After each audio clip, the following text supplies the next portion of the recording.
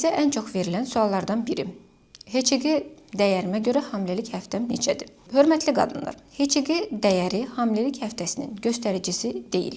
Məsələn, burada bir pasiyent var, HCG dəyəri 4144-dür. Və normativlərə sadəcə olaraq baxaq, yanındakı. Diqqətlə baxsanız, bu dəyər həm 5 həftəyə uyğundur, həm 6 həftəyə uyğundur, həm də 7 həftəyə uyğundur.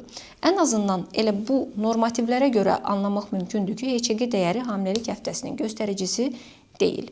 Hamiləlik həftəsi hesablanır düzənli aybaşı görən qadınlarda son menstruasiya tarixinə əsasən 7-8 həftələrə qədər gestasional kisənin ölçümlərinə görə, CS dəyərlərinə görə, 8 həftələrindən 14 həftəyə qədər təxminən bu aralıqda CRL dəyərinə görə, 14 həftədən ta ki hamiləliyin sonuncu həftələrinə qədər isə başın dairəvi ölçüsü, biparietal diametri, qarın dairəsinin ölçüsü və bud sümüyünün ölçümlərinə əsasən hesablanır.